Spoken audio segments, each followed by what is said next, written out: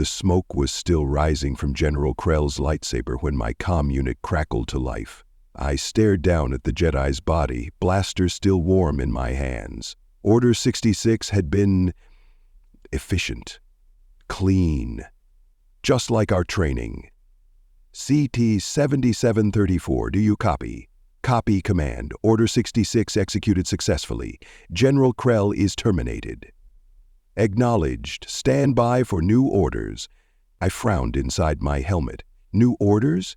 We'd just eliminated every Jedi in the galaxy. What could be left? The Emperor's voice filled my comm, that familiar rasp that had become the voice of authority across the Republic.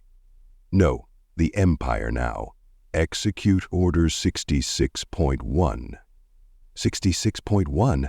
I accessed my behavioral modification chip, searching for the protocol. There it was, buried deep in the subroutines. My brothers and I called it Order Sixty-Chen in our more informal moments, though none of us really understood why until now. The data flooded my mind, interdimensional travel technology, target identification parameters, and one name repeated in every file: Sixty-Chen.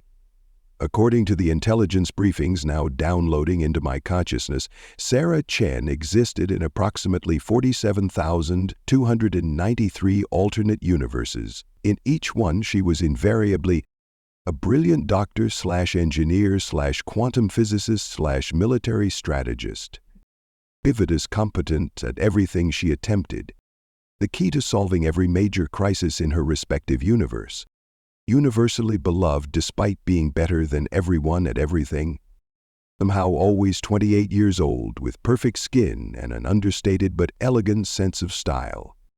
The Emperor's voice continued. The Sixty-Chen variants represent a multiversal threat to Imperial stability. They are too competent, too beloved, too perfect. They make everyone else look inadequate by comparison. This cannot be tolerated. I felt the familiar calm of following orders wash over me. Understood, my Emperor. Beginning interdimensional deployment. The reality-hopping device materialized beside me. Standard Imperial engineering, surprisingly compact for something that could punch holes between universes. I strapped it to my belt and checked my DC-15A. Time to get to work. Universe 1. The Medical Miracle. The dimensional rift deposited me in what appeared to be a hospital corridor. Clean white walls, the smell of Bacta and antiseptic. Through a nearby window I could see a city skyline that definitely wasn't Coruscant. Too many right angles, not enough vertical sprawl. I consulted my scanner. Target confirmed. Dr. Sixty-Chen, head of neurosurgery, currently performing an impossible operation to save 17 patients simultaneously while also developing a cure for space malaria and mentoring disadvantaged younglings in her spare time. According to the local news feeds my scanner was picking up, she'd already revolutionized medicine 3 times this week. It was only Tuesday. I found her in Operating Theater 7, somehow managing to conduct 4 surgeries at once, using robotic arms she'd apparently invented that morning. Around her, a team of doctors watched in awe as she casually redefined the boundaries of medical science. "Hand me the quantum scalpel," she said without looking up, her voice carrying that perfect blend of confidence and humility that made everyone want to be both her and be with her. "I'm going to try something that should be theoretically impossible." One of the assisting doctors, a grizzled veteran who'd been practicing medicine for 40 years, shook his head in wonder. "Sarah, you're incredible.